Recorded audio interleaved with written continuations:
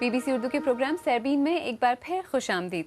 Brussels میں امریکہ کی سربراہی میں پاکستان اور افغانستان کے درمیان ہونے والے مذاکرات کا ذکر کچھ دیر بعد، لیکن پہلے دیگر موضوعات کے ساتھ ارم کیلانی۔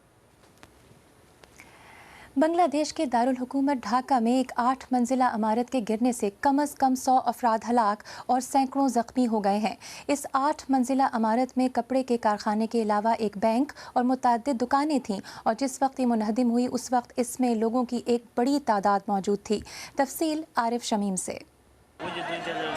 اس 8 منزلہ عمارت میں ایک کپڑے کا کارخانہ اور متعدد دکانیں تھیں۔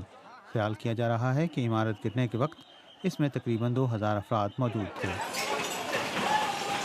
پولیس نے مقامی میڈیا کو بتایا کہ بدھ کی صبح پہلے تو اچانک عمارت کا عقبی حصہ گرا اور تھوڑی ہی دیر بعد پوری عمارت زمین بوس ہو گئی۔ ایک عینی شاہد کا کہنا تھا کہ یہ منظر ایسا تھا کہ جیسے زلزلہ آ گیا ہو۔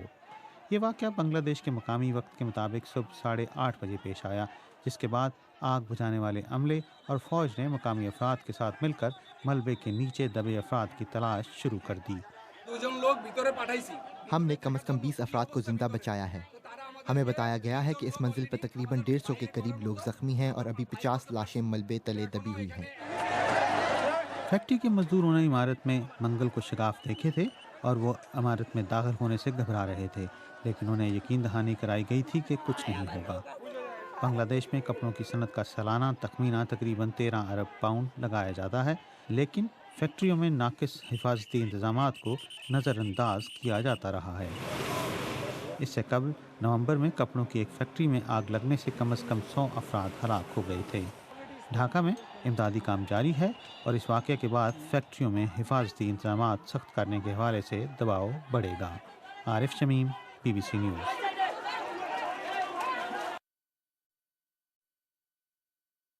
یوٹیوب پر پوسٹ کی جانے والی ایک ویڈیو میں دکھایا گیا ہے کہ شامی فوج اور باغیوں کے درمیان لڑائی کے دوران حلب کی قدیم تاریخی مسجد کا مینار تباہ ہو گیا ہے۔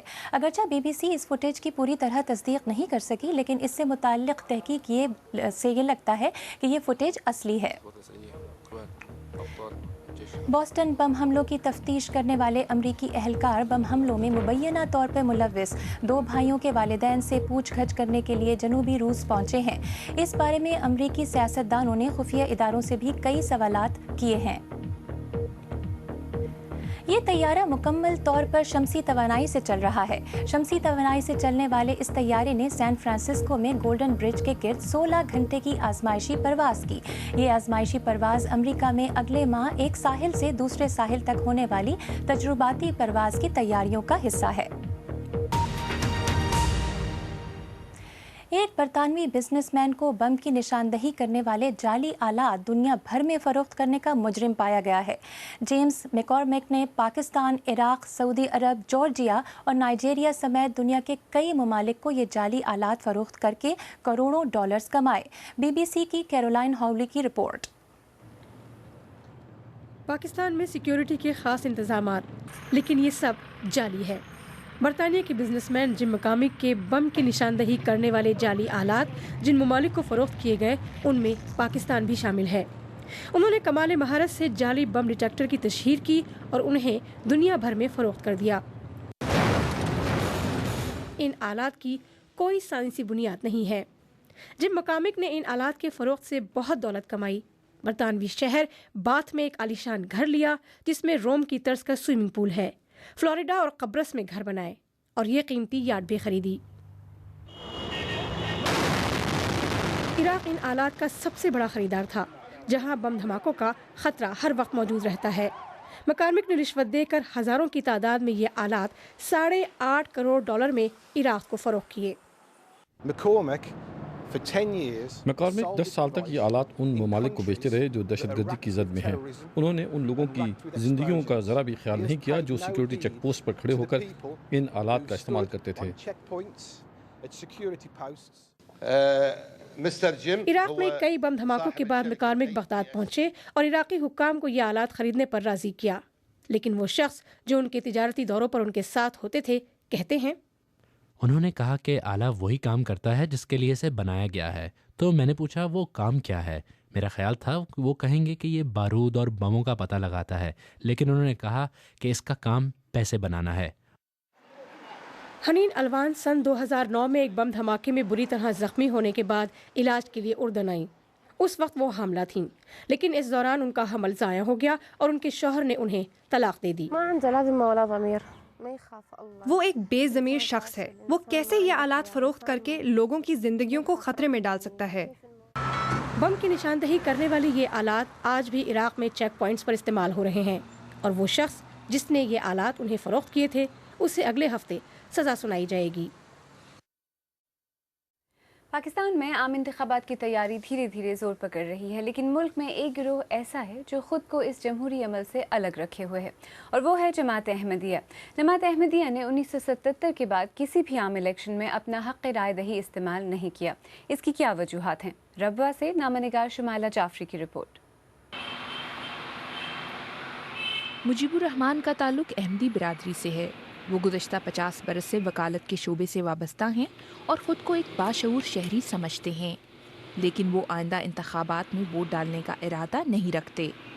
انتخابی فہرستیں ہوتی تھیں، ان کے لیے ایک الگ رنگ دے دیا گیا کہ جی احمدیوں کی فہرستوں کے رنگ گلابی ہوں گے یا یہ ہوں گے، گویا ایک بالکل ہمیں ایک اچھوتوں کی طرح الگ کر کے ایک طرف کر دیا، اور پھر میں ایسا کوئی حلف نامہ مجھے دیا جائے جس پہ دستخط کروں، جس پہ دستخط کرنا میرے ضمیر کے خلاف ہو، تو وہ دستخط کر کے پھر میں اپنا حق رائے دہی استعمال نہیں کرنا چاہتا۔ 2002 میں ملک میں مشترکہ انتخابات کا طریقہ بحال ہونے کے بعد اب اقلیتوں سمیت تمام شہریوں کے لیے ایک ووٹر لسٹ بنائی گئی ہے۔ تاہم پاکستان میں موجود تقریباً 1.25 لاکھ احمدی ووٹرز کے لیے ابھی بھی الگ فہرست موجود ہے۔ جماعت احمدیہ کا دعویٰ ہے کہ پاکستان میں انہیں مذہب کی بنیاد پر شہری حقوق سے محروم رکھا جا رہا ہے، لیکن احمدیوں کو غیر مسلم قرار دینے کی حامی جماعت تحریک تحفظ ناموس رسالت اس معاملے پر مختلف نقطہ نظر رکھتی ہے۔ لاہور کی اس مسجد میں تحریک تحفظ ناموس رسالت کے عبدالرؤف صدیقی ہر روز نماز کی امامت کرتی ہیں۔ ماضی میں ان کی جماعت نے احمدیوں کو غیر مسلم قرار دلوانے کے لیے ملک گیر تحریک چلائی۔ مولانا جماعت احمدیہ کی جانب سے الیکشن عمل کے بائیکاٹ کو پاکستانی آئین سے بغاوت قرار دیتے ہیں۔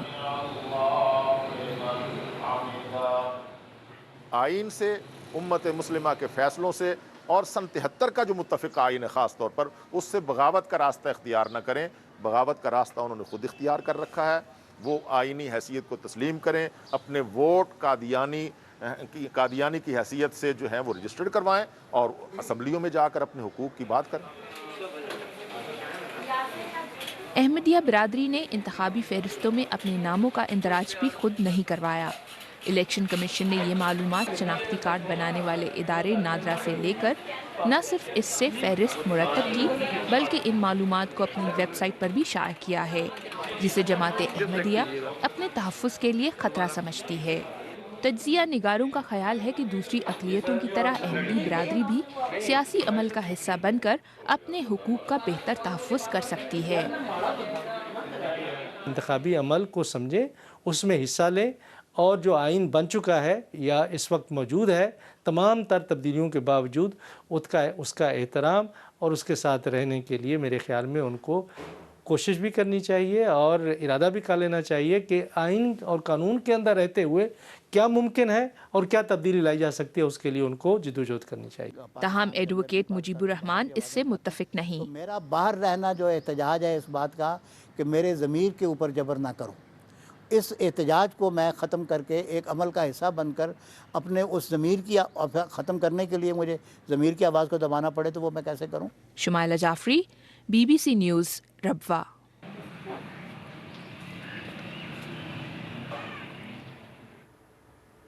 آپ BBC اردو کا پروگرام سیربین دیکھ رہے ہیں۔ پروگرام میں آگے چل کر دیکھیے گا، برسلز میں افغانستان اور پاکستان کے بارے میں امریکی سربراہی میں اہم اجلاس، پاکستان پر دباؤ کہ وہ اپنی سرزمین پر موجود شدت پسندوں کے خلاف کارروائی کرے۔ اور آج وسعت اللہ خان نواب شاہ سے الیکشن کے تناظر میں ایک نئے سفر کا آغاز کر رہے ہیں۔